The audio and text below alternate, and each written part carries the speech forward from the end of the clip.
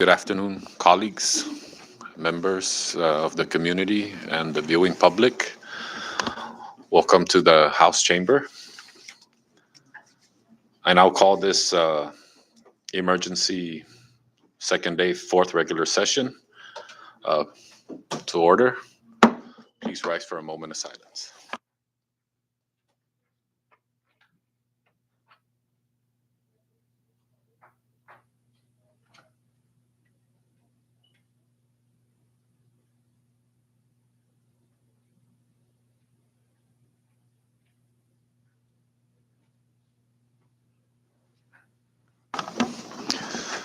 Thank you, colleagues. I now recognize the clerk to please call the roll. Representative Veta. Representative Vato. Present. Representative Selena Babalta. Presente. Representative Sheila Babalta. Presente. Representative Joel Komatsu. Yeah. Representative Vicente Komatsu. Present. Representative Demapan. Stiga. Representative Flores. Present. Representative Guerrero. Stiga. Representative Lizama. Present. Representative Mangovnia. Representative Manglonia. Present. Representative Probst. Present. Representative Christina Sablan. Present. Representative John Paul Sablan. Stiga. Representative Cindy Nicolas. Present. Representative Staffler. Present. Mr. Speaker. Present. Representative Yang Tamay. Representative Yumo. Present. Representative Yang Tamay. Mr. Speaker, 19 members present and 1 member is absent. Thank you, clerk. With 19 members present, this constitutes a quorum. And please note that Representative Denita Yangchamay is hereby excused for today's session. Before we move forward on the agenda, I would like to recognize the floor leader for the motion of emergency declaration. Floor leader. Thank you, Mr. Speaker. And in line with your call for the emergency session under Rule 3, Section 7, under bona fide legislative emergency, A and B of Section 7, and pursuant to the Open Government Act and official rules of the House of Representatives, I move that the House agrees that an emergency exists, and the reason for finding that an emergency exists is for pressing and urgent need to address fiscal year 2023 budget, which appears on today's agenda and noted by the speaker. So moved. Thank you, floor leader. A motion has been made by the floor leader to declare this session as an emergency session, and it has been seconded. Floor is open for discussion. Ready? All right, thank you, members.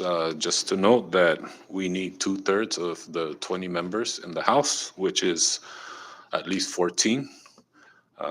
So I just want that to be put out there.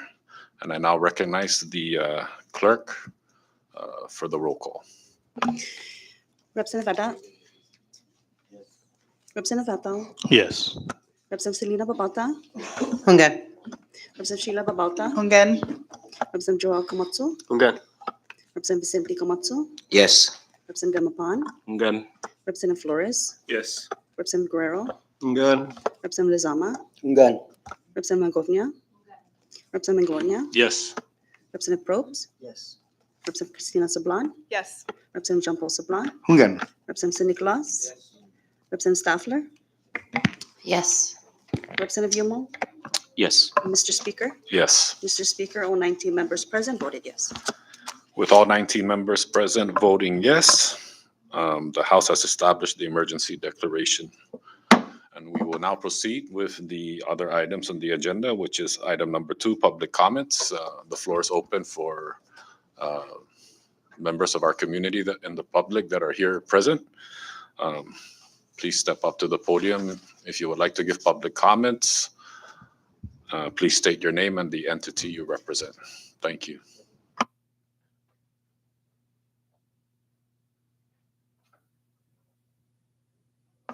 Looks like there's none. So as you look on your agenda, we only have one item, so we will skip every other. We have only one subject on this agenda, which is of course, the Budget Act. So we will skip every other item and we'll move down to Senate Communications. And I recognize the clerk.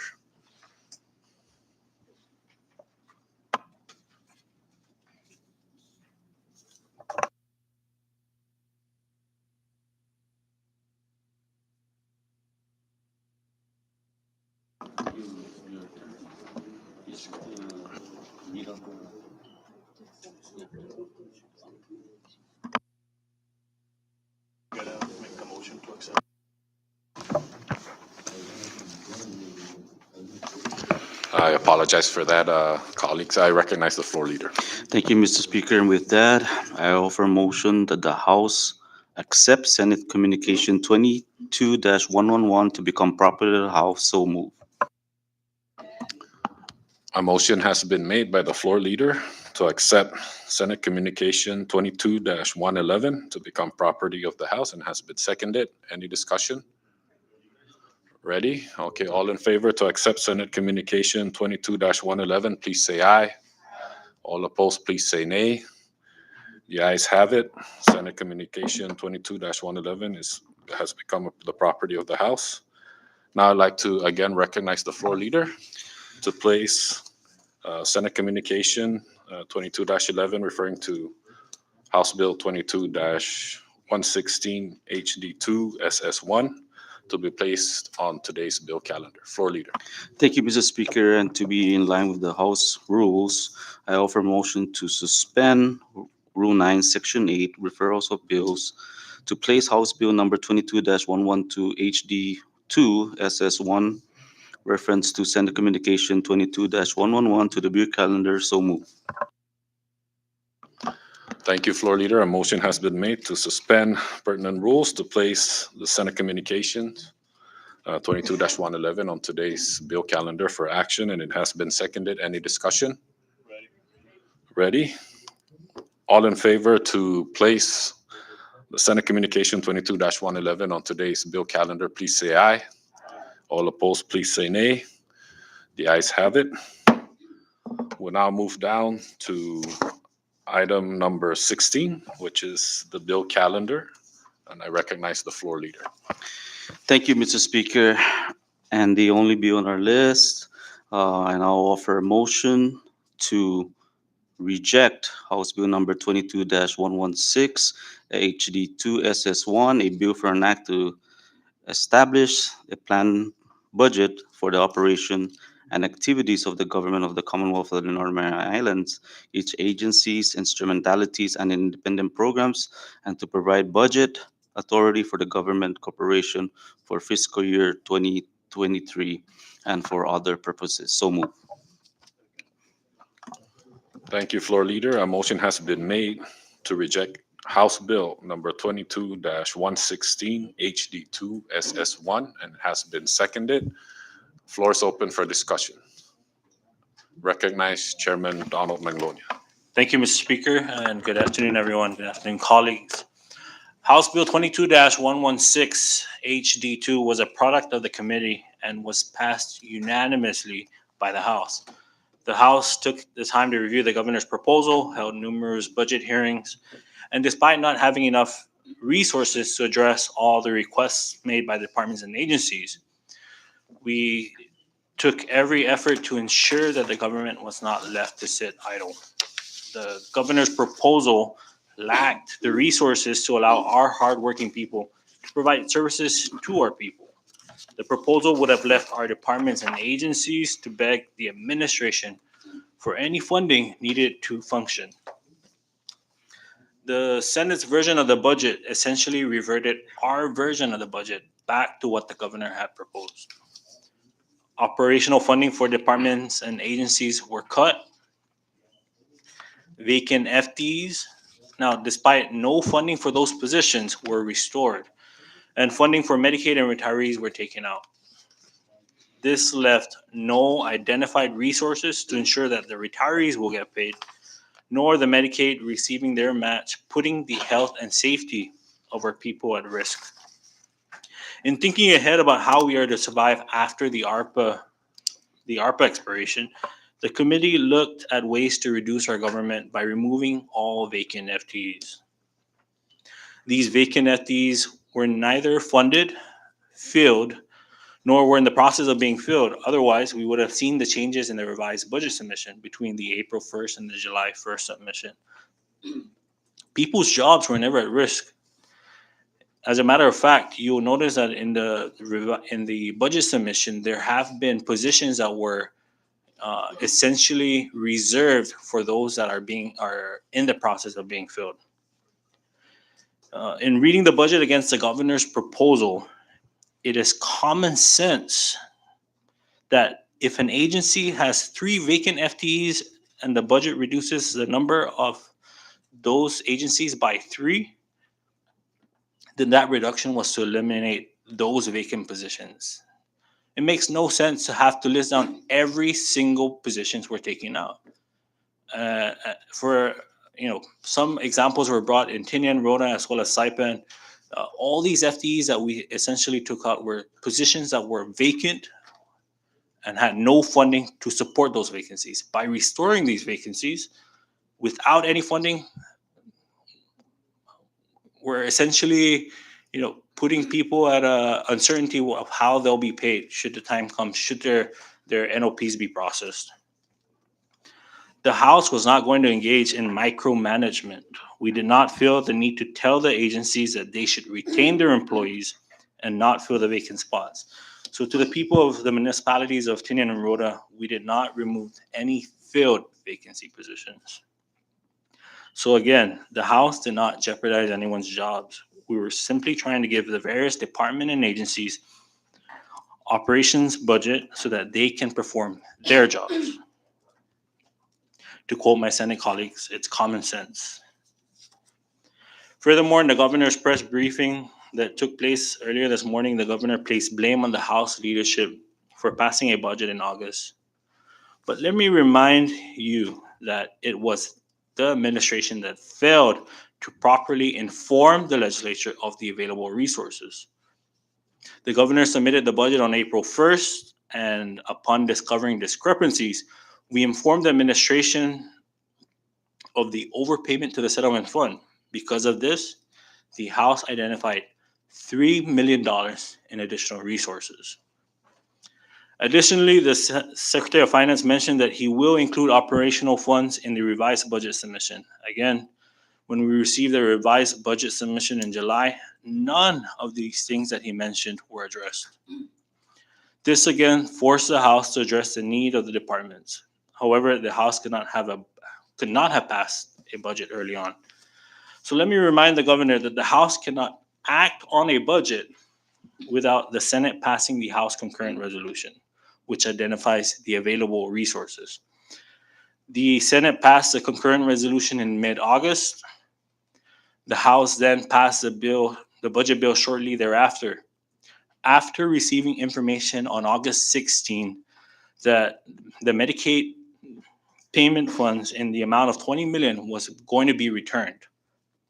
With this in mind, we felt that we should, because it was already identified in the current year and it hasn't been used, and these are funds that the legislature can use in the following fiscal year to take care of the additional needs of departments and agencies.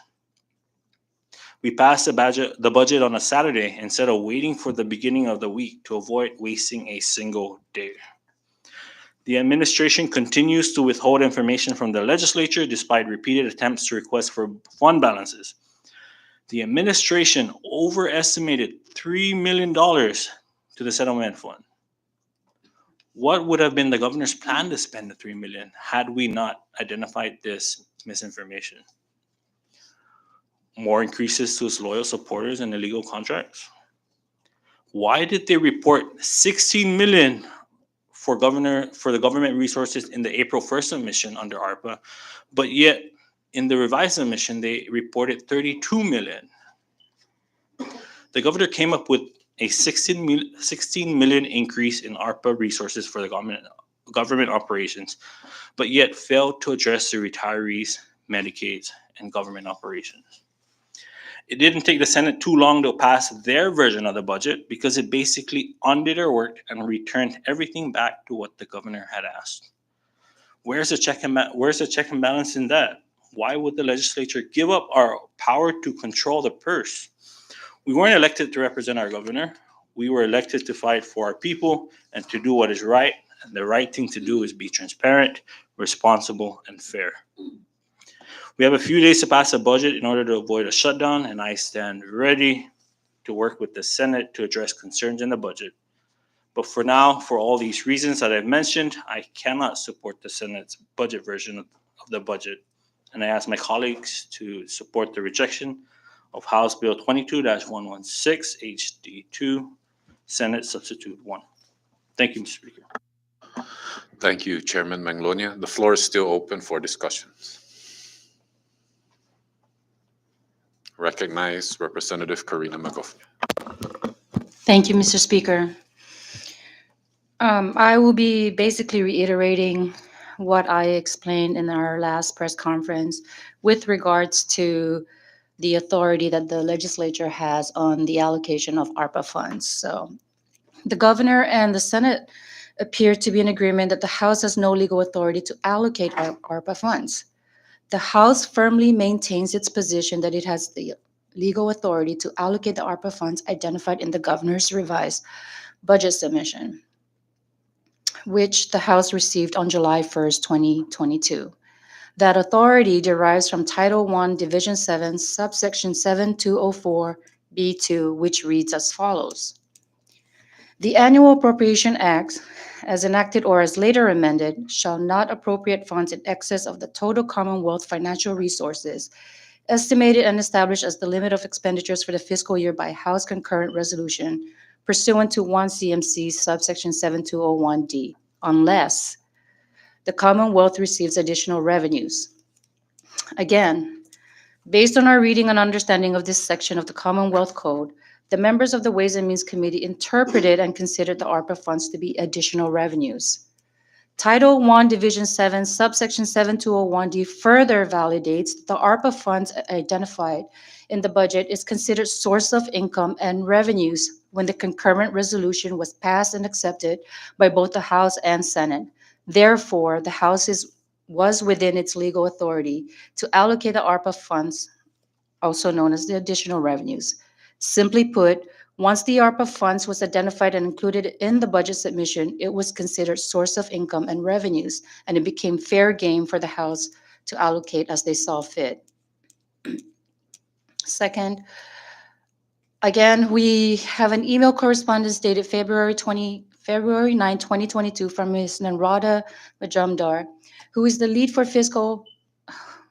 for policy outreach out of the U.S. Department of Treasury office, stating that the state and local fiscal recovery funds program, as established in the ARPA, does not prevent a state or territory's legislature from engaging in the process of allocating and expending the SLSRF funds in accordance with applicable law. Again, based on this clarification from Ms. Majumdar, it further validates and substantiates that the legislature has legal authority to allocate ARPA funds as identified in the budget proposal. And last, according to the survey shown on Ballotpedia website, 42 out of 50 states have joint legislative authority over allocation of ARPA funds. Again, this data strongly suggests, demonstrates, and validates our argument that the CNMI legislature is not exempt from having the authority to allocate ARPA funds within the budget. Currently, the House is not aware of any existing law here in the CNMI that prohibits the legislature from allocating the ARPA funds in the budget. That's all for now, Mr. Speaker. Thank you.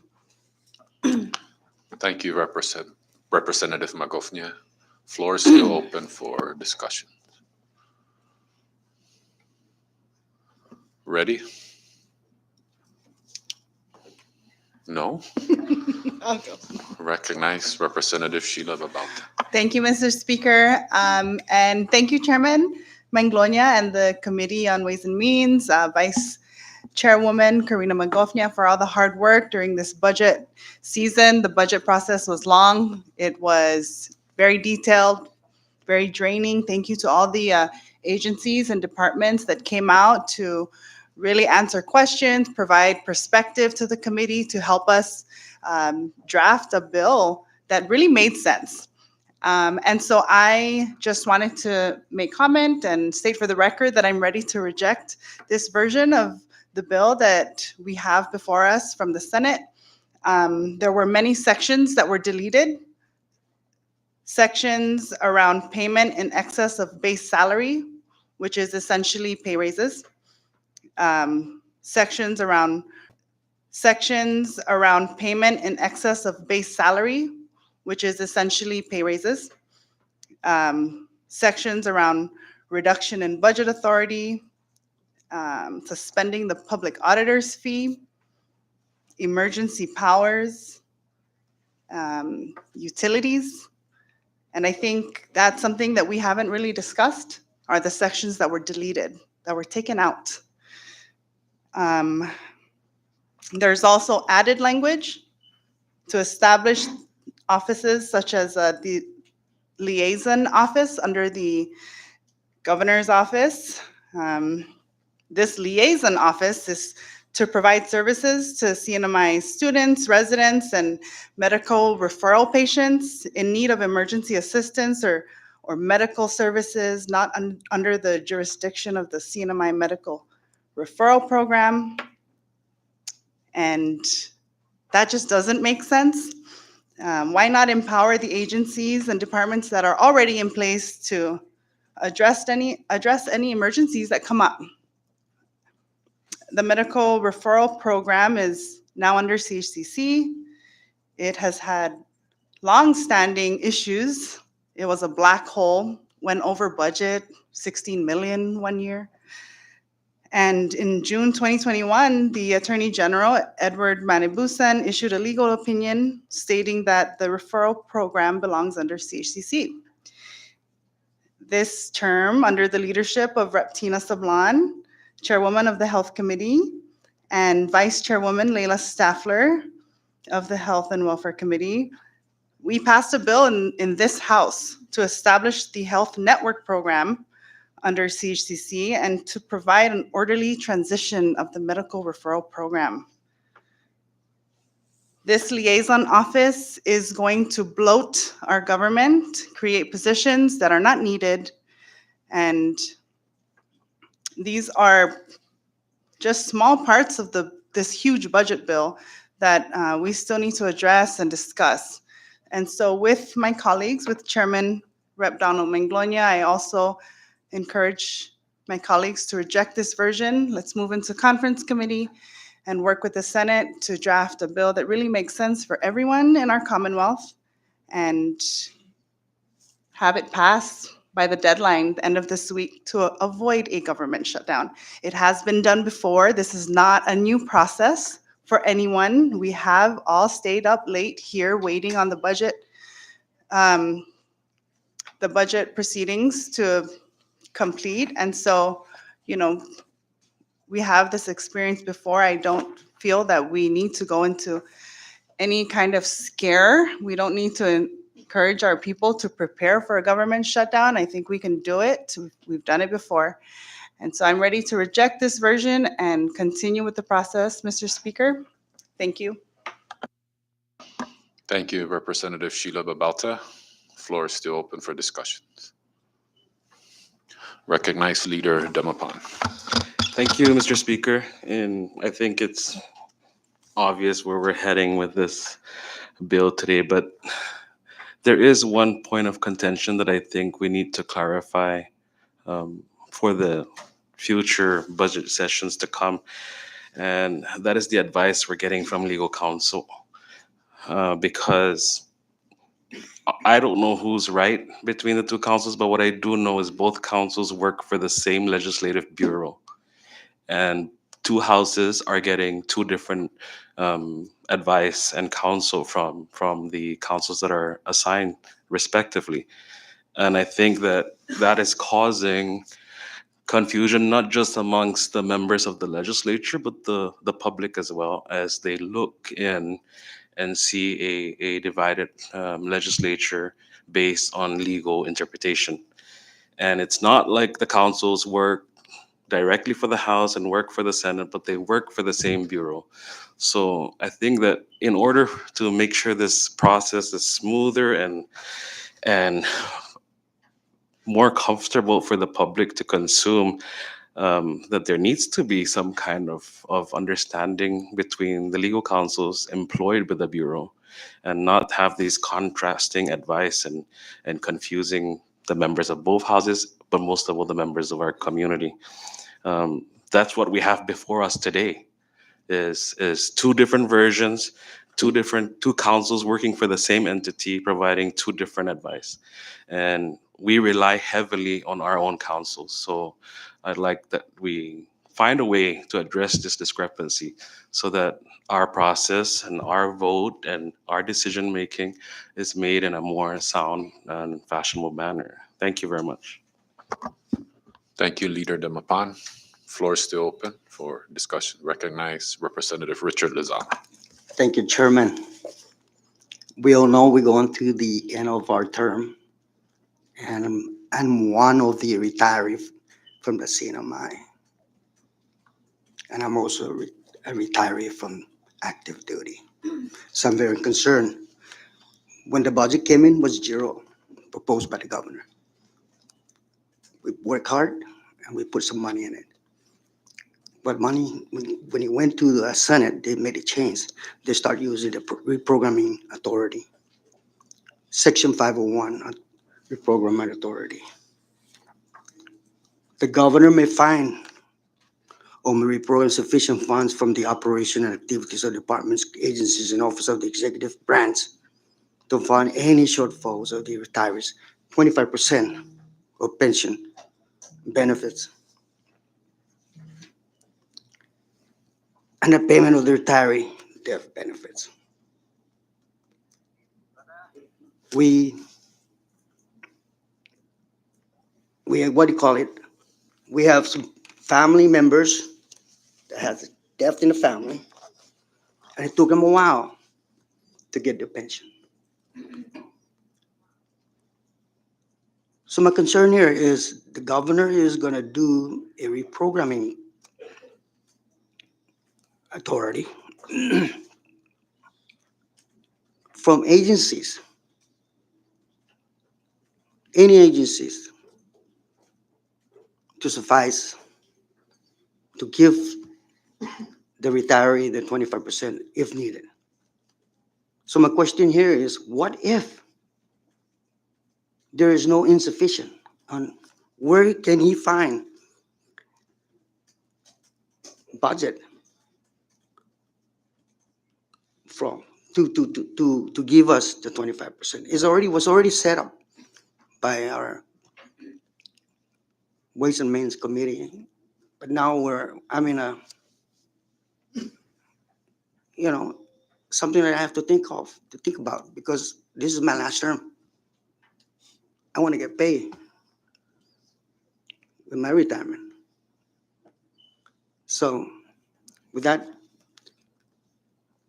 Mr. Speaker, I am not in favor of this bills, and I want to go back to the bills that the House and all of us have passed it. We ask you again to do the same. Thank you. Thank you, Representative Lizama. Floor is still open for discussions. Recognize Representative Adda. Thank you, Mr. Speaker. Uh, Yes, colleague Lizama. You said what if there isn't sufficient funds, but this administration has not failed our retirees since. On top of that, he had also found money to uh, give some bonuses to our retirees. So I think this administration has done a good job with making sure the retirees are taken care of.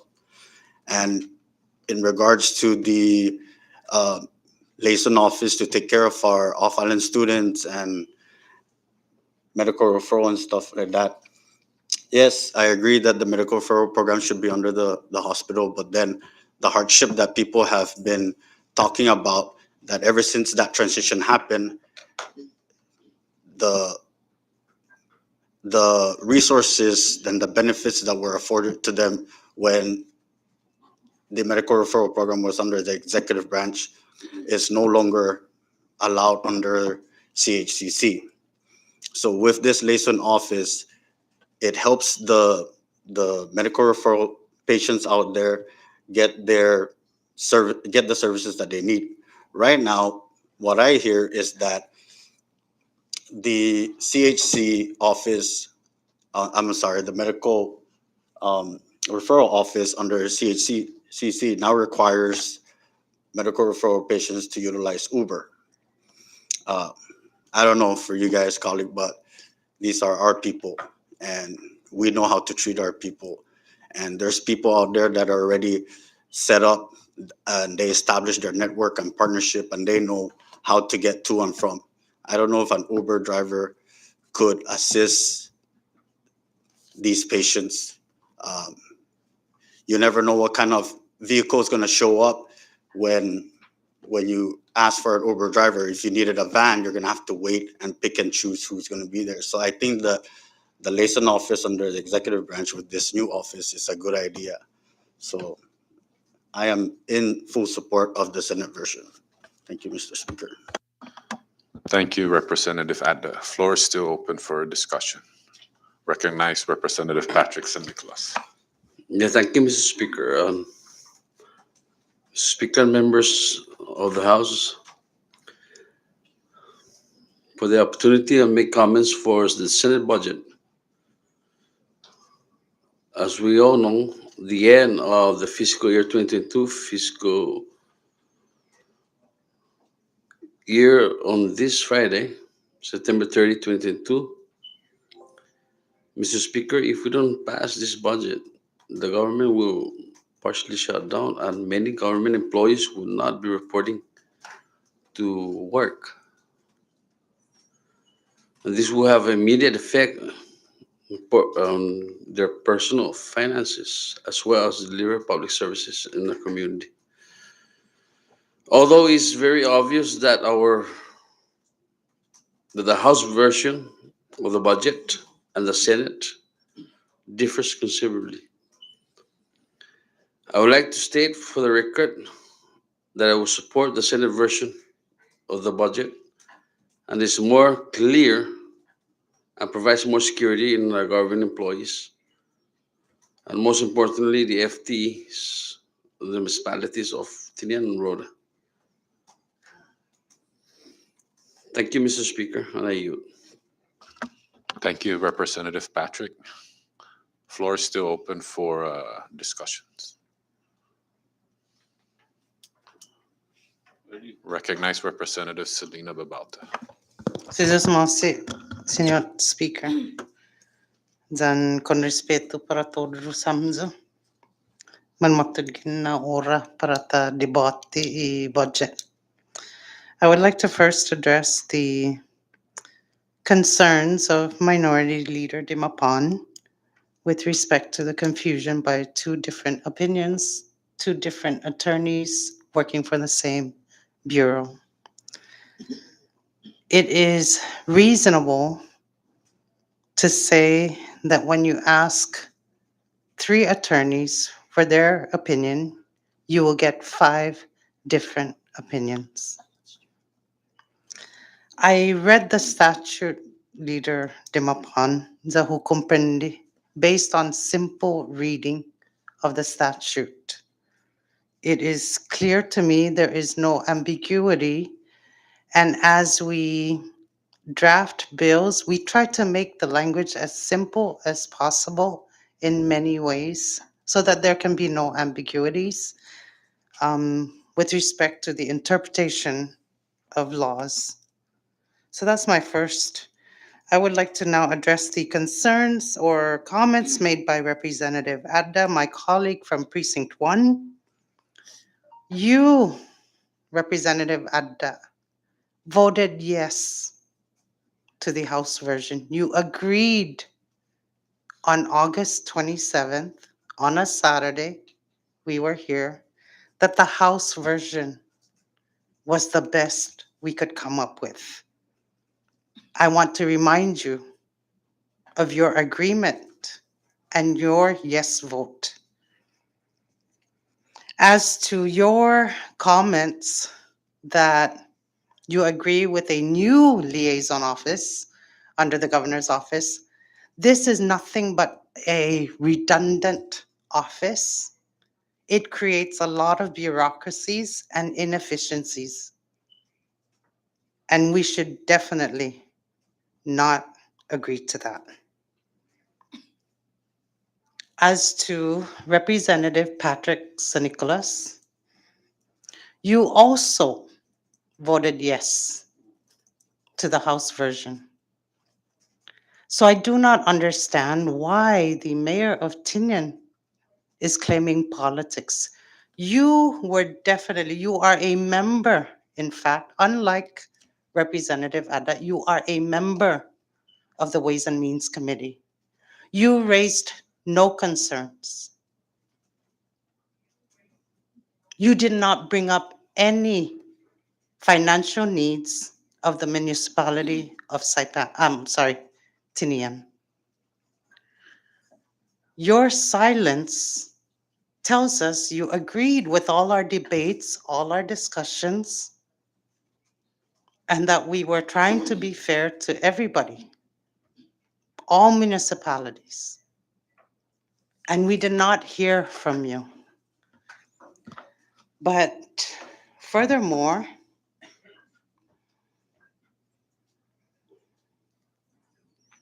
the governor in his earlier press conference repeatedly said, I will not blame anybody.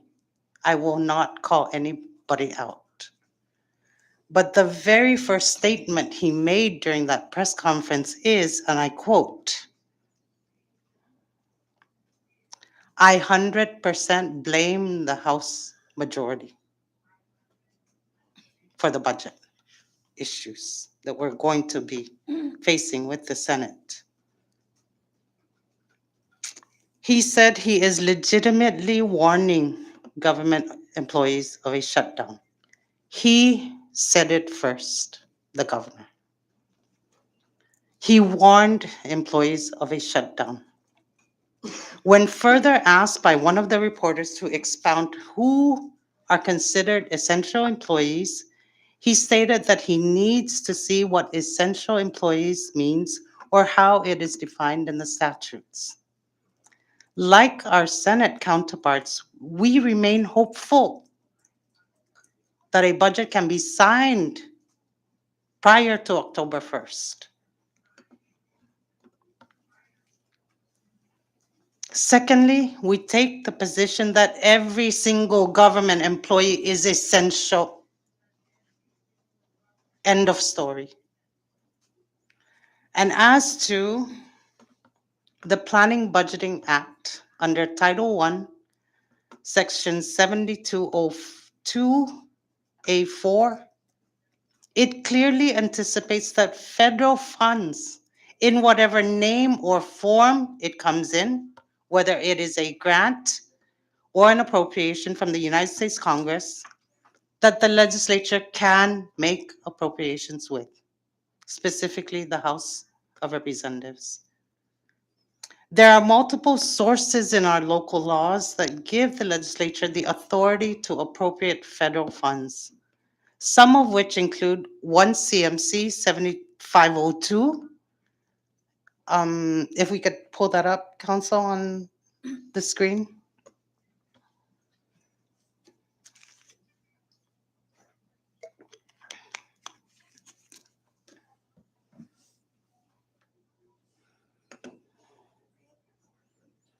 I can read it. Title I, Division 7, Planning and Budgeting and Auditing, Section 7502, inclusion of federal grant funds in executive budget. And this clearly, I won't read the whole statute, but I cited it. Anybody can pull it up. This clearly shows that federal funds can be used and considered as revenue.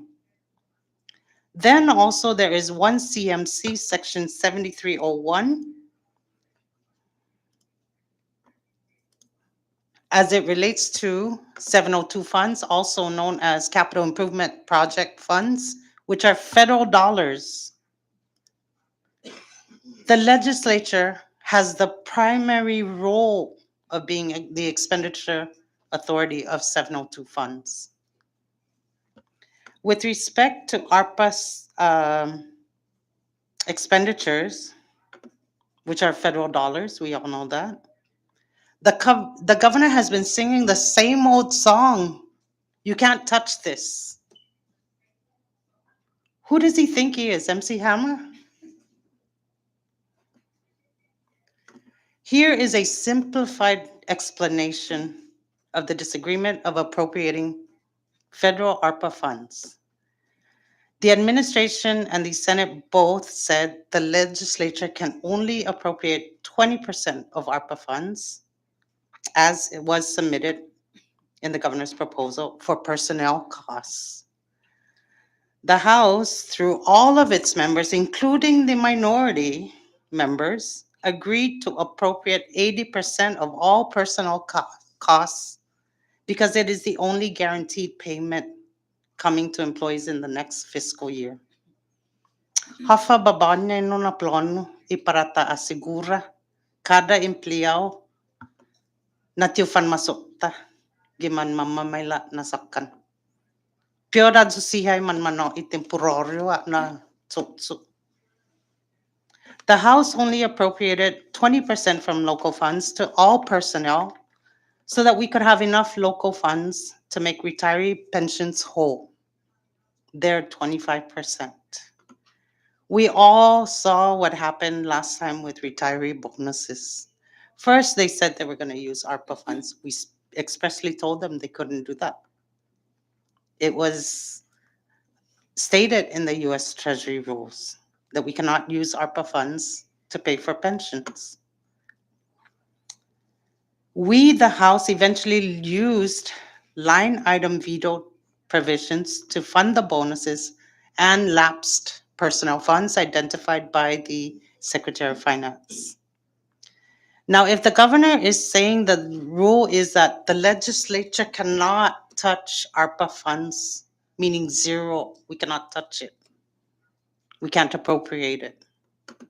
Then which part is more illegal? The 80% we provided for personal costs or the 20% that the Senate is now proposing?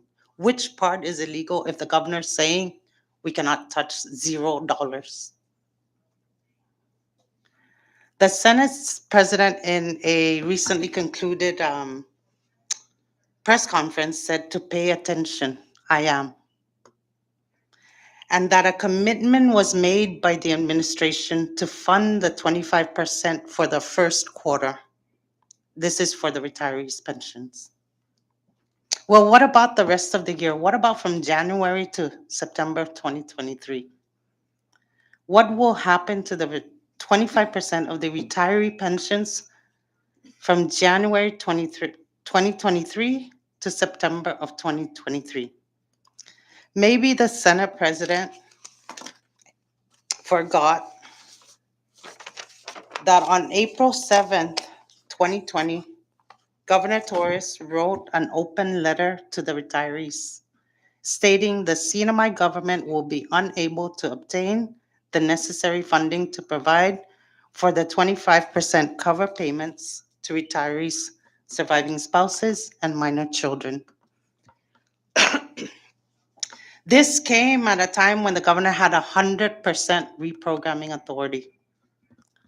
The governor, in both of his budget submissions on April 1st and July 1st, did not identify any funds for the retirees' 25%. As an indirect beneficiary of the retiree pension, because my husband is a retiree, this hits home for me. The governor's commitment is nothing but empty promises to me. Tiene razón sa isene na may desmonta i budget house ni mapubnizi todo.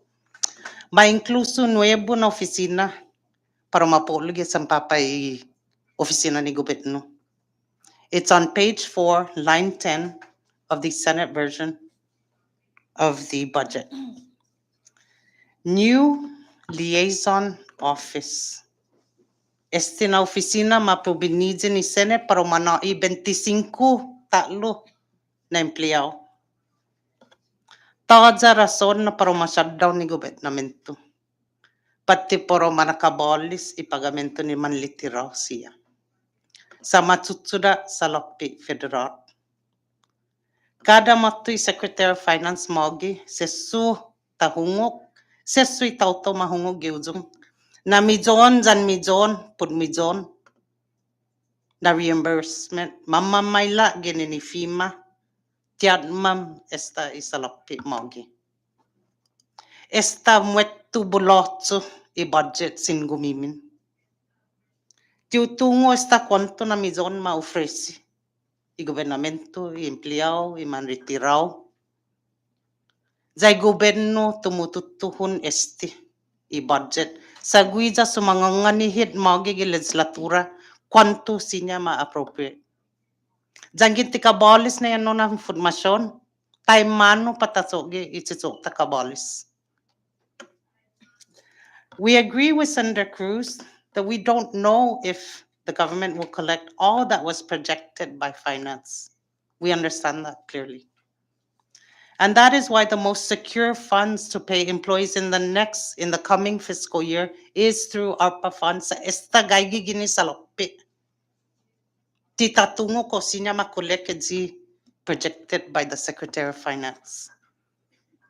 This is to avoid furloughs and reduction in force processes in the upcoming fiscal year.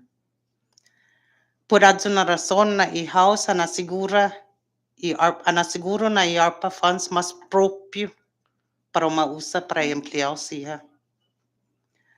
Anay in recibi i-budget gi abrit dia uno jan tatlo gi Hulyo dia uno. Administrasyon taza ha provenizi para i-operations interamente gobernamento con todo tinian jan luta inli ha enno. Taza wala nada zero. Listo i goberno ha kusa hitag vinigi house. Nataribaha i budget imang kredikat siya na departamento tat como departamento ni Polusia, corrections, hospital, todo halista. Hafa menos ki zero ne. Taimano taribaha exista kara anay man ma presenta i budget magigi House of Representatives. Hafa menos ki zero. I yield for now, Mr. Speaker, and I am for the rejection of the Senate version of the budget. Thank you, Representative Selena. Floor is still open for discussions. I recognize Representative Ed Probst. Thank you, Mr. Speaker, and good afternoon, colleagues. I just wanted to add to Representative Selena Babauta's comments that it was actually the governor regarding the 25% for the retirees that would be unfunded. It was actually the governor who said it was up to us, all of us. That's majority and minority, all of us in the House to come up with revenue generating bills. Okay, so just we're here right now. Has anybody done their homework and come up with a revenue generating bill that will miraculously fund the 25% for the retirees? Because I haven't. I thought about legalizing casinos, but then it's already been done. And that's not generating anything right now. In fact, IPI is laughing at all of us because they're not even expected to pay anything that they owe. It's just an ongoing joke that we all tell at the tables and under the tento, right? Just a joke. It is frustrating to have somebody tell us, again, not just the leadership, but all of us, each and every one of us, that the responsibility of the retirees is us. So, have we come up with anything so far? What can we do? I want to say this, that the only reason why we're having this discussion with the air cons on and the lights on right now is because of Uncle Sam's beautiful gift to us, to the Commonwealth, in the name of ARPA. I want you to think for a second, everybody here, if that never passed, if that never came through, had it not passed, and President Biden did not sign it into law, and we did not receive that money, how would we be operating right now? Would we be giving out generous bonuses, raising salaries? Would we be, I don't know, paying $256,000 in the matter of 2 weeks for spraying Clorox in the air? You know, I've seen, as a fiscal conservative, money thrown away, wasted throughout all of this. No one else sees it. I can guarantee you our constituents see it.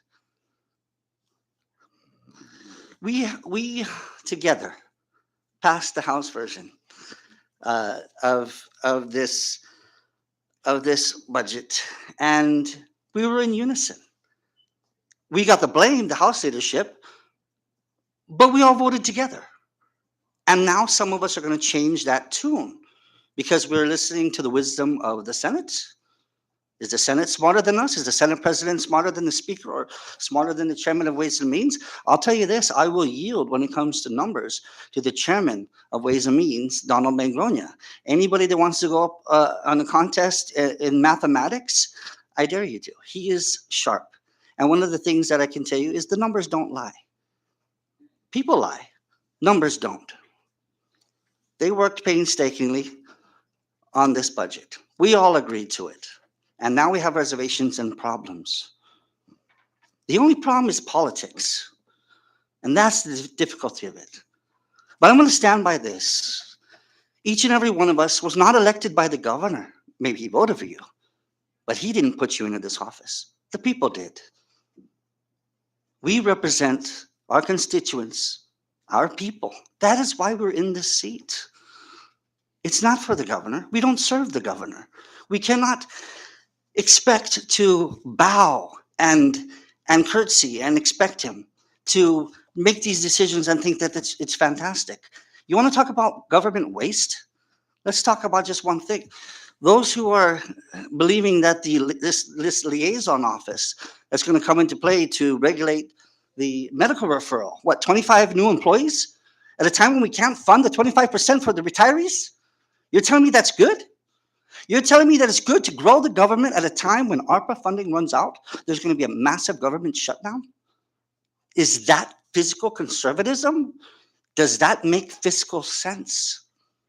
Did everything that this body could possibly do to make a budget that will deliver to the people? That is why 100% I support my colleagues, not just the leadership, but Leader Demopon and my minority colleagues who I work with. Beyond all of this political divide, I like to think of us as friends, not just colleagues. When we're outside of this, we talk about things, we talk about issues, we talk about family and everything. If we want to talk about that, let's talk about the needs of our people right now, who are just doing all they can to survive. It is in the best interests that we do what is right for the people, that we listen to the logic and the real reason why we should all reject the Senate's version in unison, as we were earlier. My dear colleagues, I have the utmost respect for you. Whether you're in the minority or the majority, it doesn't matter. We're here to do our job, and that is to respond to the best interests of our people.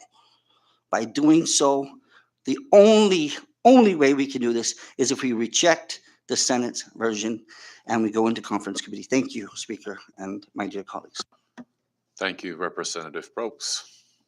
Floor is still open. I recognize Representative Leila Stafford. Thank you, Speaker, and thank you, colleagues, for sharing your impassioned insights into this very important issue of our budget. I would like to speak about the Senate version, Section 501, regarding the reprogramming authority that was deleted. A new language was inserted regarding the retiree 25%. They're using this. They're using the 25%, the retiree 25%, as justification for why we need to give this governor reprogramming authority. But I want to think about that a little bit more. Basically, it says that the governor may reprogram sufficient funds from the operations and activities of departments, agencies, and offices of the executive branch to fund any shortfalls of the retiree 25% pension benefits and the payment of retirees' death benefits. My first question would be, what would be considered sufficient funds when operational funds were still zero funded in the Senate's version, which pretty much echoed the governor's version of this budget? We've also heard from agencies during the House budget sessions that they were supposed to rely on the remaining balances. That's what David Atzeleg told us when he came in to speak. But when we spoke to each agency during the House budget hearings, agency after agency told us that they were running out of their ARPA allocations. In fact, I've even been told that there are some municipalities that are telling their agency heads, spend it all now. There would be no rollover if that's the case. And what would those agencies do? They would need additional operation funds for next fiscal year. As the legislature, knowing this, we could not act. We could not leave that as is. We had to make sure that we tried to find not just the 25% for our retirees, but also operational budgets for all the agencies. In Title I, in the Commonwealth Code, also in Section 7204D, it says that funds for operations shall be appropriated pursuant to annual appropriation acts. And so this governor also failed to do that, plain and simple. And the Senate is just allowing it by keeping the numbers as they are. What was included in the Senate substitute bill, HB 22-116, is to fund the retiree 25% and Medicaid match. This is in Section 705, Part D. It says, under the offices of the governor, Business Unit 1951, Medicaid reimbursements, the Secretary of Finance shall reserve $7.2 million of FEMA Community Disaster Loan to fund the local Medicaid match. Now note, for Medicaid match, we need to find $7.2 million. For the retirees, we need to find $13 million. This leads to my second question. How can we use the CDL to fund the retiree 25% and Medicaid match as proposed by this governor? I ask because one of the documents that this committee subpoenaed was the CDL fund status. And if you look here, which I will share this with the media after, you can see clearly there isn't enough money to pay both the retiree 25% and Medicaid match. And this amount is only for the first quarter, not even for the entire whole year. And so when you look at the remaining balance of CDL as given to us by the Secretary of Finance, there's less than $37,000. And that only accounts for the retiree 25% for the first quarter. It doesn't do anything for the second, the third, or the fourth quarter. Nor does it address what the Senate was intending, that this amount of money is supposed to cover the Medicaid match. It doesn't even come close. Now, furthermore, the Senate version only funds the retiree 25% for the first quarter. And the language that I quoted at the start was intended to give the governor reprogramming power to find the remaining funds. As many of our colleagues have shared, how is this different from what the House intended to do? Reprogramming funding to cover the 25%, to cover operations, to cover Medicaid match. These are all the things that this House prioritized, every single member from the majority to the minority. Now, this governor wants to have absolute control over federal funding sources and tries to argue that this is how it is, even in the states. But we know that it is not true. The Senate even showed a slide at their press conference earlier this afternoon that contradicts this argument. 6 or 12% of ARPA funding, 6 states or 12% of the states, the ARPA funding is solely decided by the legislature. 34 legislatures, or 64%, which is more than half, share joint decision-making with the executive. Only 8 or 16% of states have the sole expenditure authority as in the executive branch. Now, the thing about this governor and even the Senate is that they throw out a lot of numbers and funding sources, and it confuses people. I don't blame you. Rep Probst, I'm just like you. I get confusing too. During the Senate press conference today, they shared that 20 million of the Medicaid that was going to be returned had already been spent by the administration during the second stimulus. Now, they throw this all out, but they forget that we can Google and look at the timelines. Now, this second stimulus was given out in June, okay? June of 2022. This issue of 20 million additional funding from Medicaid was not brought to our attention until August. How could they spend and give us a stimulus from this money that they didn't even know existed yet? According to Medicaid generated report, the CNMI didn't return that 20 million to the central government until September 7th. September, June, July, August, September, 4 months after they said they already spent the money, but they didn't know they had the money yet. How could that $20 million have covered the stimulus distributed in June? So what it comes to me is, my third question is, why wouldn't ARPA be available? Unless there's no ARPA in the bank that they are telling us. Based on what happened with the 20 million in Medicaid that was spent in June, even though Medicaid didn't inform them yet, we're spending money that they didn't even have. And this is alarming. This is why transparency is so important, and how can we as legislative body be in charge of balancing a budget when we don't have the information we need? I yield for now, but there's so much. There's so much. Thank you. Thank you, Representative Staffler. Floor is still open for discussion. Recognize Representative Tina Saban. Thank you. Mr. Speaker and colleagues, our budget disagreements with our Senate counterparts, and by extension with the governor, centered largely on questions about the authority of the legislature. Do we have the authority to appropriate and allocate ARPA funding or other outside sources for that matter? Do we have the authority to include taxation provisions in the Appropriations Act? Do we have the power of the purse or not? And ultimately, do we believe that the legislature is a separate and co-equal branch of the government and not merely an extension or puppet of the executive? Colleagues, and I hope that our counterparts in the Senate are listening, just because the governor tells us that we have no authority over ARPA doesn't make it so. The fact is that most legislatures in the nation can and do appropriate the ARPA monies that their states have received, and they have asserted that very authority in their Appropriations Acts. Appropriations Acts are laws. There is nothing in either federal law or CNMI law that says that we, the legislature, may not appropriate ARPA funds.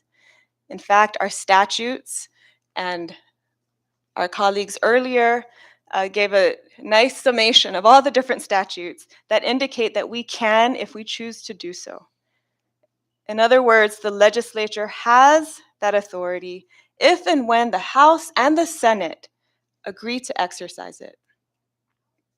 The budget that the governor submitted initially in April and then revised in July, and the budget that the Senate has for the most part endorsed, included some glaring deficiencies, as Chairman Manglonia highlighted. 0 for government operations, 0 for the Medicaid match, 0 for the retirees' 25% portion of their pensions. How could we in good conscience endorse that? And then last Friday, the Senate passed their budget version that is problematic, to say the least. And it means that all of these key priorities, operations, Medicaid, and retiree pensions, are neglected, underfunded, and insecure.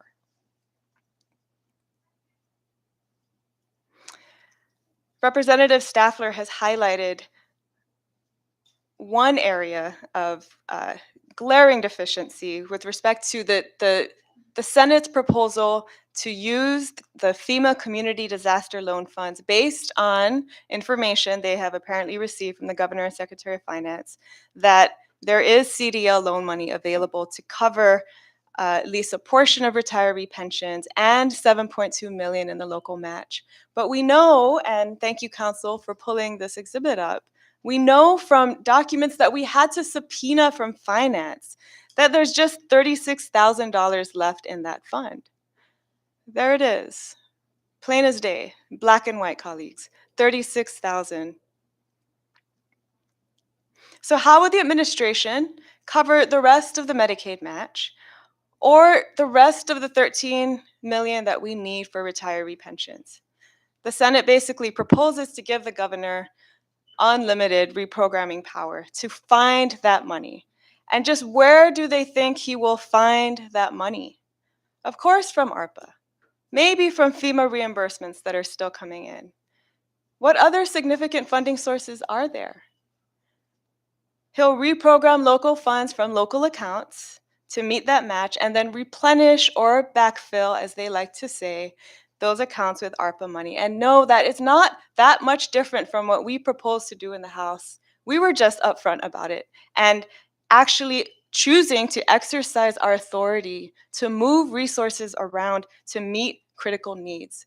The Senate's version merely abdicates that responsibility to the governor. And by the way, I, like Representative Staffler, don't understand at all how the Secretary of Finance can now say that the $20 million that Medicaid just recently returned to the central government is now already spent and was spent on the local stimulus, when the stimulus cards went out months ago. What that tells me is that there is really no controls in this administration over how these funds are being spent or managed. Next, on the tobacco and sugar-sweetened beverage tax provisions that the House included in our version of the budget and which the Senate has opted to delete from theirs. The Senate claims that the inclusion of these tax measures is unconstitutional and violates the one subject rule. And we obviously disagree. And briefly, I'd like to just take a look at what the Constitution, the analysis, and the law actually say. So from Article 2, Section 5, a bill shall be confined to one subject except bills for appropriations. There it is, pretty clear. An appropriation bill shall be limited to the subject of appropriations. And what is an appropriation? So let's take a look at the Planning and Budgeting Act, 1 CMC, Section 7103. An appropriation, we'll give Council a second to pull it up. An appropriation means an act of the legislature that allows Commonwealth agencies to incur obligations and make payments from the Treasury for specified purposes. An appropriation is the most common means of providing budget authority. The Planning and Budgeting Act provides broad descriptions elsewhere of what budgets and appropriations acts can encompass. There are references to all sources and all revenues, and there's really no limiting language. And as I believe Vice Chair Karina Magofnia referenced, in 1 CMC Section 7204, the Annual Appropriations Acts shall not appropriate funds in excess of the limits established by the House Concurrent Resolution unless the legislature approves additional taxation. And there it is, 7204B.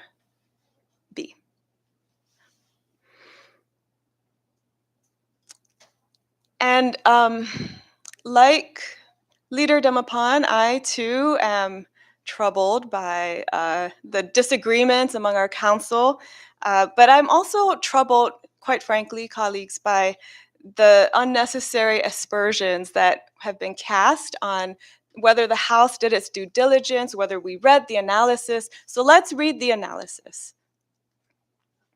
which is not binding, by the way. But we did take a look at the analysis. And the analysis of the Constitution treats the executive budget separately from the appropriations acts and the revenue bills that the House passes, that the legislature passes. And from the analysis, the executive budget must describe all anticipated revenues and proposed expenditures of the Commonwealth. It is intended that the budget be a unified budget dealing with all revenues available to the Commonwealth, and the legislature may approve, modify, or reject the governor's budget. The analysis discusses the budget proposal separately from legislation, including appropriations acts, and it describes the budget document, so what the governor gives us as a plan, and it is not itself legislation with respect to raising revenue or authorizing or appropriating CNMI funds. But the governor may submit to the legislature, among other things, the proposed budget and recommendations with respect to legislation on taxation. Did the governor's budget submission for fiscal year 2023 include a proposal to raise taxes on tobacco and sugar-sweetened beverages? Yes, it did. Clear as day on page 5 of Governor's Communication 22-120 on April 1st. It also actually included alcohol taxes, for everybody's information, and referenced the recommendations from the Fiscal Response Summit of 2020. In the House Appropriations Act, we opted to include the provisions on tobacco and SSBs because that legislation were ready to go, and we needed to identify funding sources for the Commonwealth Healthcare Corporation to support operations, medical referral, and public health initiatives. And in our budget bill, we both raise revenues from tobacco and SSBs and appropriate those revenues to CHCC. Tobacco and SSB taxes were, by the way, strongly recommended by healthcare officials and advocates at the NCD Summit last July as effective policy tools to help combat another ongoing public health emergency that is threatening this community, and that's NCDs, diseases like diabetes, heart disease, and cancer.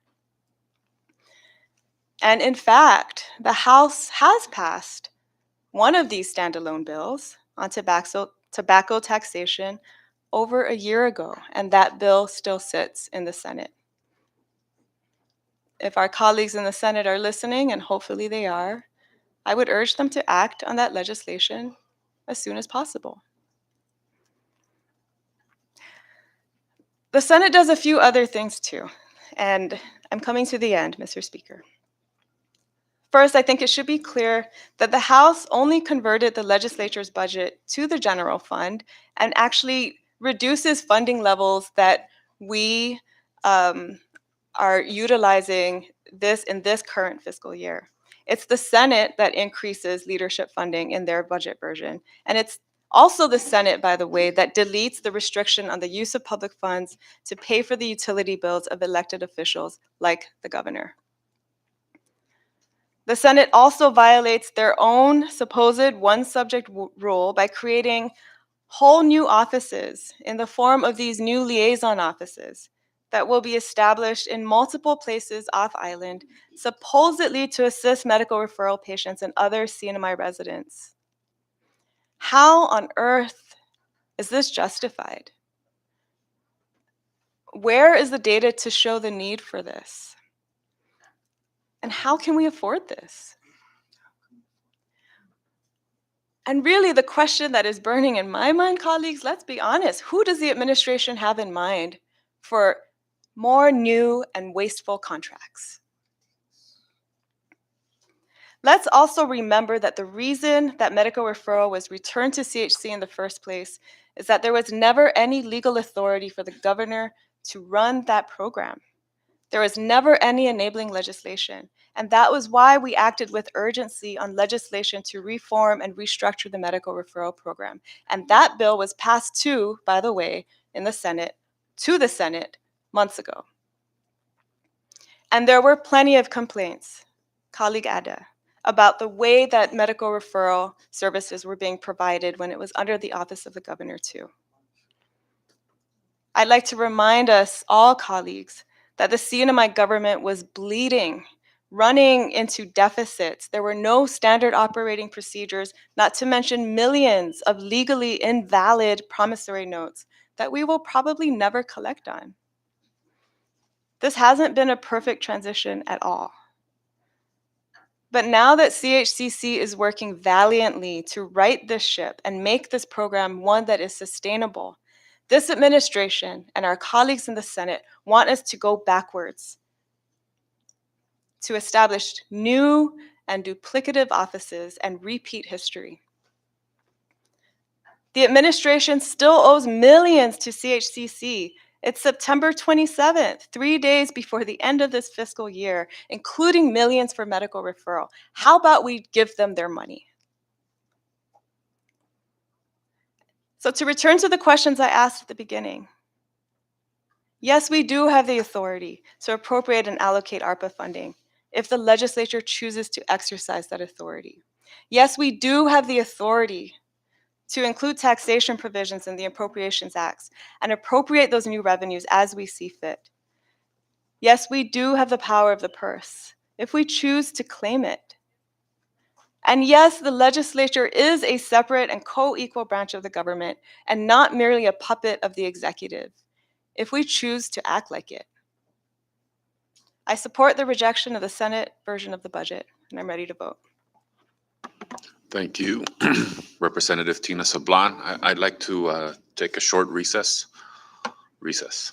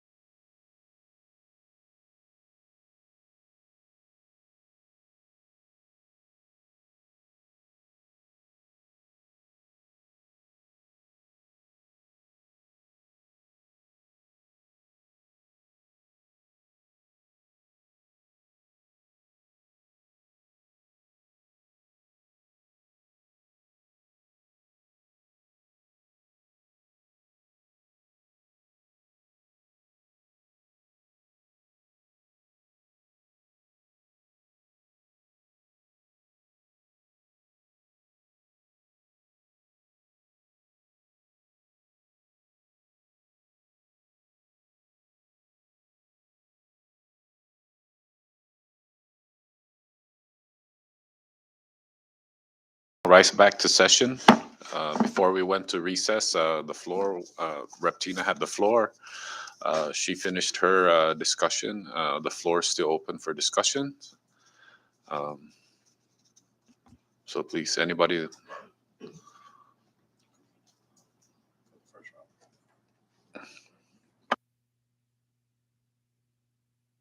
Second round, anybody? I recognize Representative Magofnia.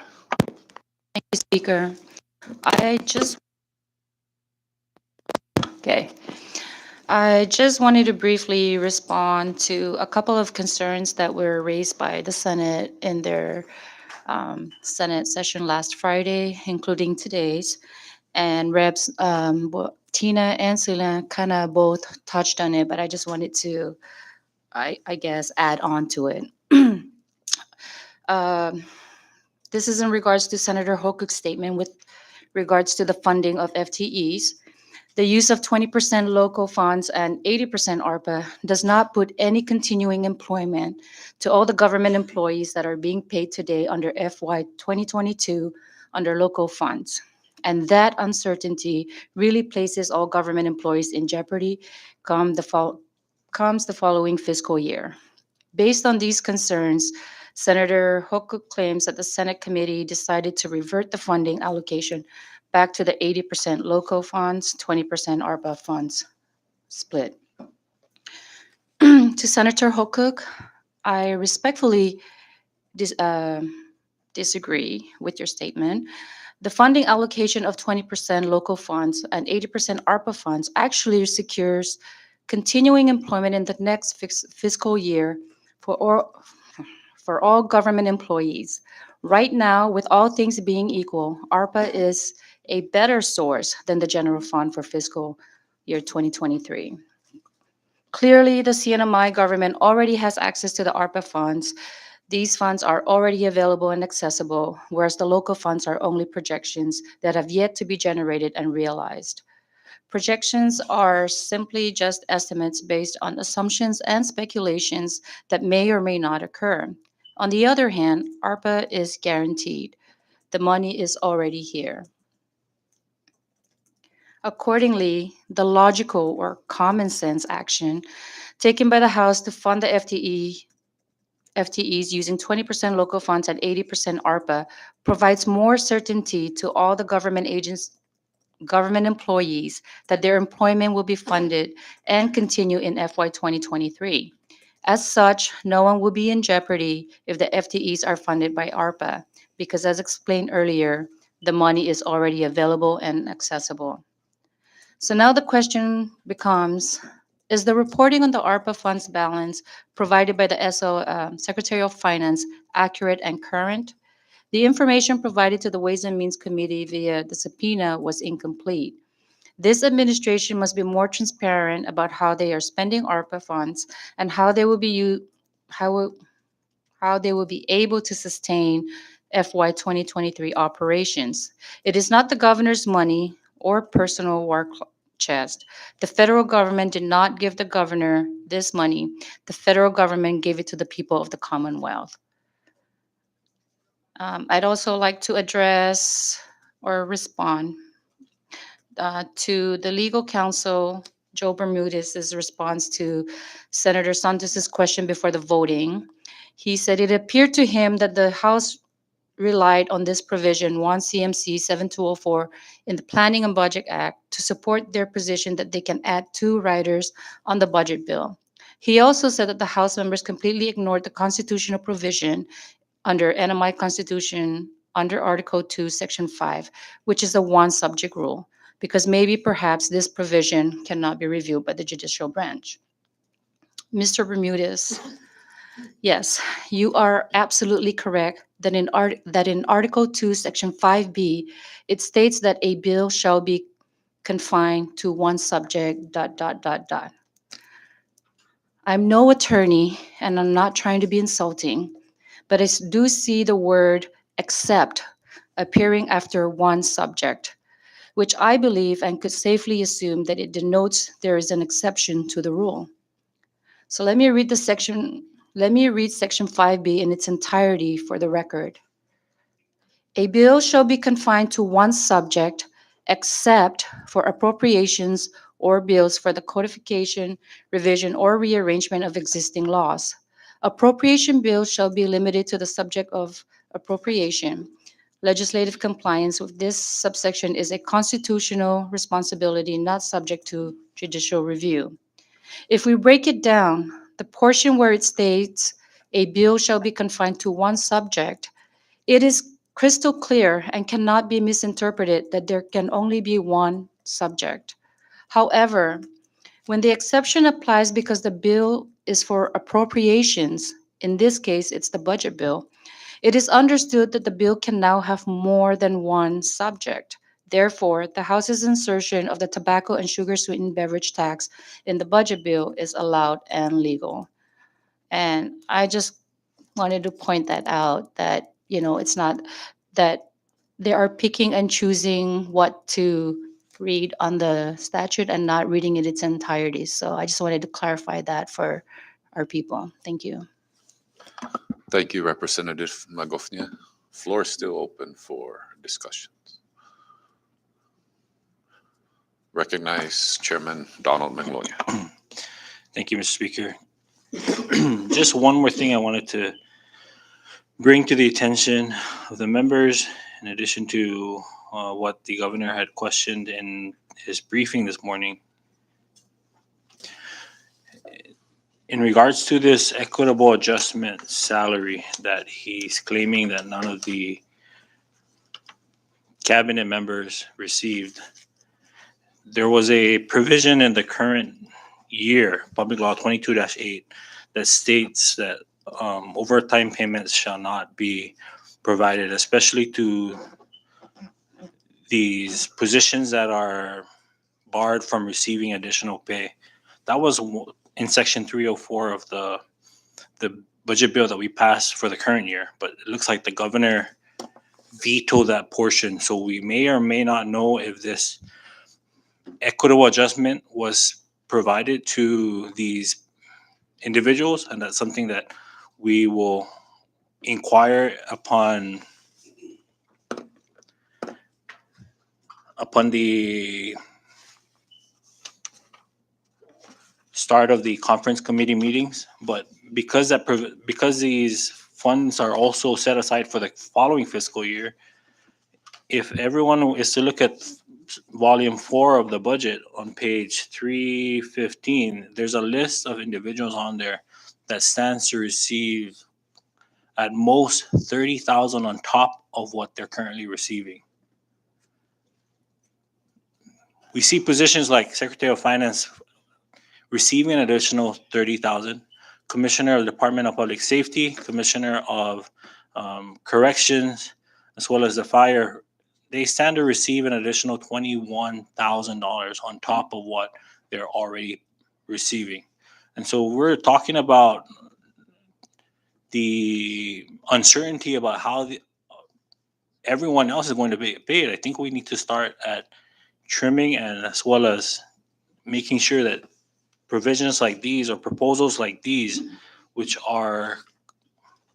go against the Constitution or statutes, that's something that we should also take out from this budget. And if the Senate is going to stand firm and say that we cannot touch Schedule B, we cannot reappropriate or cannot even increase it, who's to say we can't take it out? And so these are some of the things that we'll consider should we proceed with the conference committee. And again, as stated, whoever the speaker appoints for conferees, I will work with the team as well as to the rest of the committee and any House members that want to participate to ensure that these issues are addressed and will be brought up with the Senate conferees. And so, because what we have on screen right now is not, it is public. It is a public document, and it can be found on the legislature's website under volume 4 of the governor's budget proposal. Page 315, it starts on page 315. It has the list of all employees. And because the governor had vetoed that provision in the current fiscal year, who's to say that these employees did not get their equitable adjustment for the current year? And so with that, Thank you, members, and I yield, Mr. Speaker.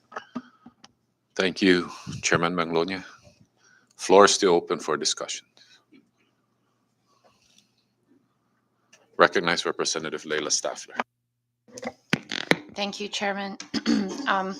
I wanted to just speak on one part of the bill that was line item by the Senate regarding the Kagman watershed project. And I kind of bring this up because in the press conferences, they talked about the governor's press conference, he's talking about playing politics. And I just wanted to put this out there that the Kagman watershed has been vetoed. The money that we were trying to appropriate to continue this long-standing project was vetoed in I believe it was April.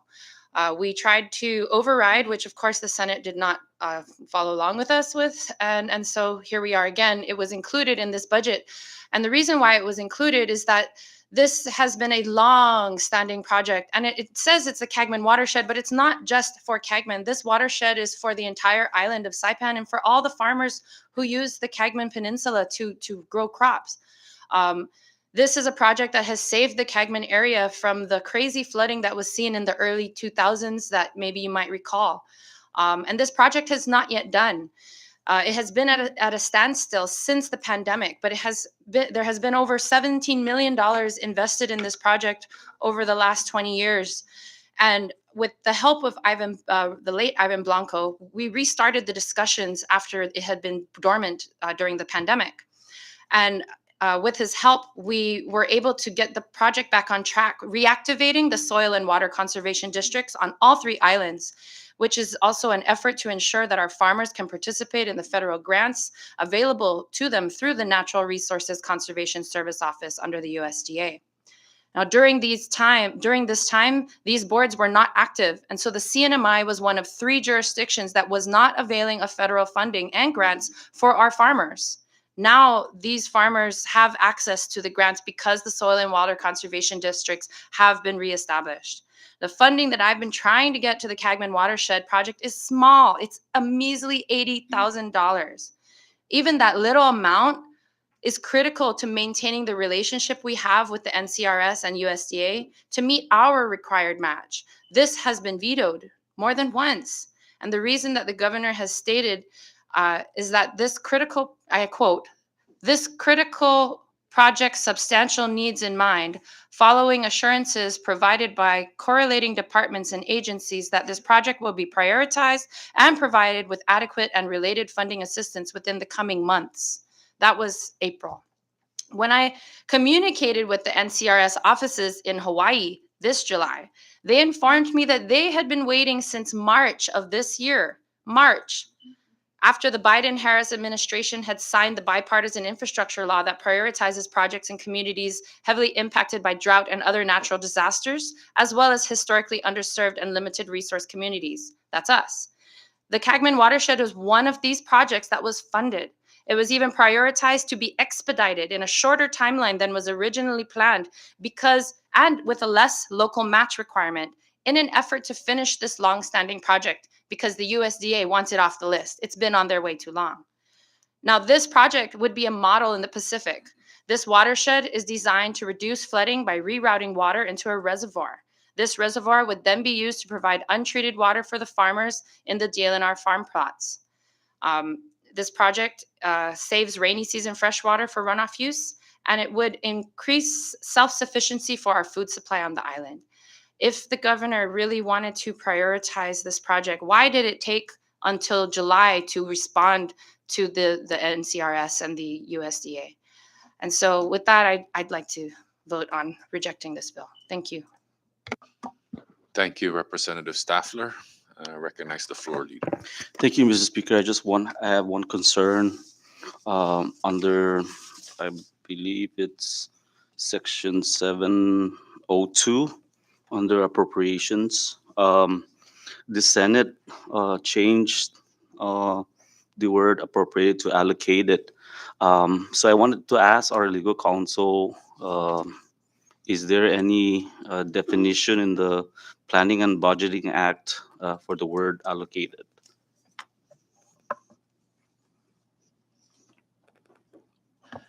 Thank you, Mr. Floor Leader. I don't believe there is the term allocated defined as a term in the Planning and Budgeting Act. Appropriations is defined, however. Thank you. So, in the meaning of appropriations, basically, we're authorizing agencies to go and pretty much spend money. Is that correct? Meaning we're allowing them to assume they can go out and credit, do some POs, in hopes that when we get funding, it'll be repaid. Is that somewhat true statement? Well, if I may, I would just refer us to the definition in 7103. Appropriation means an act of the legislature that allows Commonwealth agencies to incur obligations and make payments from the Treasury for specified purposes. Okay. An appropriation is the most common means of providing budget authority. So when the Senate, I guess, amends the word appropriate to allocate, meaning the fund is there already, it's guaranteed. When we allocate money, it means money is sitting down somewhere, and we're pretty much giving it to all the agencies. Is that correct? I think I would agree with you essentially, yes, that the term allocate is not referring to a projected figure. It's not referring to revenue that we generally associate with our budget. We don't use the term allocate for a reason. And I believe their use of the word allocate, I'm just speculating, is intentional to reflect the fact that we're using federal funds that are actually certain, fixed. So is it safe to say that there is the ARPA funds is embedded in our budget right now? I would say yes. You would see the Senate version at 20%. You would see the House version at 80%. So it's not zero. So ARPA is already commingled in the Planning and Budgeting Act. I believe so. Both As houses, the House and Senate, have used ARPA funds because the governor has identified said funds. Thank you. Thank you. Thank you, Floor Leader. Thank you, Council. Floor is still open for discussion. Ready? Ready? All right. With that, colleagues, I now recognize the clerk to please call the roll. Representative Vata, No. Representative Vato, Yes. Representative Selena Babalta, Excuse me, Mr. Speaker and Ms. Clerk, we are voting. We are voting on the motion by the floor leader to reject. So a yes is a vote to reject, reject, and no yes. is a vote to accept. Yeah. I vote yes to reject the Senate version of the Senate. Representative Sheila Babalta, Again. Representative Joel Komatsu, Okay. Representative Vicente Komatsu, Yes. Representative Demapan, Oh, hey. Representative Flores, No. Representative Guerrero, No. Representative Lizama, Ngan. Representative Makofnia, Representative Manglonia, Yes. Representative Probst, Ngan. Representative Christina Sablan, Yes. Representative John Paul Sablan, Ngan. Representative Nicolas, No. Representative Staffler, Ungan. Representative Yumo, Yes. Mr. Speaker. Aware. Mr. Speaker, 14 members voted yes and 5 members voted no. Thank you, clerk. With 14 members voting yes, House Bill number 22-116 HD2 SS1 is hereby rejected. And because of that, colleagues, I'm going to go ahead and announce the members of the conference committee to be led by our chairman of Ways and Means, Donald Manglonia, chairwoman of JGO, Selena Babalta, and floor leader Ralph Yumo, with our alternate being the vice speaker, Blas Jonathan BJ Atta. Thank you, colleagues. We now move down to item number 17, miscellaneous business. Floor is open. Ready? All right, we now Recognize Representative Selena Babalta under miscellaneous. Thank you, Mr. Speaker. I found it quite disheartening to wake up this morning to read of the resignation of Mr. Stanley Jacopo, a 21-year Air Force veteran, due to the governor's lack of support to him in his capacity as the executive officer for the Office of Veterans Affairs. In his resignation, Mr. Jacopo clearly stated, "I cannot, in good conscience, align myself with a governor who does not support veterans." For me, this issue is not only delicate, but somewhat personal. My 33 years of direct and indirect involvement with the Army gave me the strongest respect for everyone who wears the uniform. It is a community I am proud to belong to, and I will always seek out any way I can to support veterans and their families. When our president asks our military men and women to put themselves in harm's way halfway around the world, we do not expect hesitation. There are those who will leave their families to protect ours. Mr. Jacopo is one of those. It is a promise that does not come cheap. It is about time we kept our promise to them. Yet this administration has shut its eyes to the mental, physical, and emotional scars of all veterans who have been downrange and closed its ears to the cries for help. It is absolutely unacceptable. Our veterans fought the enemy abroad. They should not have to fight their government at home to get the necessary support and their medical and benefits here in the homeland. They have earned it over and over again. So I stand with Mr. Jacopo today and commend him for his services at the Office of Veterans Affairs. The governor's failures are even more insidious because they are too often unseen. He has traded our troops' health care. He has traded on our veterans' service for votes. It is long past time that ended. It is long past time we said, never in the Commonwealth. Never again. Thank you, Mr. Speaker, and I yield for now. Thank you, Representative Selena Babalta. Recognize Representative Vicente Camacho. Rep. Babata, I'm glad you brought that up. The issue that we're having with the Veterans Affairs Office, I, as a former VA director, was fired from that job back in 2015. This whole time, I thought about it. The reason we have no real control over that VA office is because it's a local office. The governor does whatever he wants to do with it. It's his call. Now, VA office does not receive any grants. Now they're receiving local funding to subsidize their office. So it's no surprise that Stanley Ikopo has been removed. What has he done? We don't know. I don't know. I do know that loyalty has finally kicked in. You have to do what you are told to do. And that's what has happened. Now, with that said, if I may be privileged, I had introduced House Bill 22-104.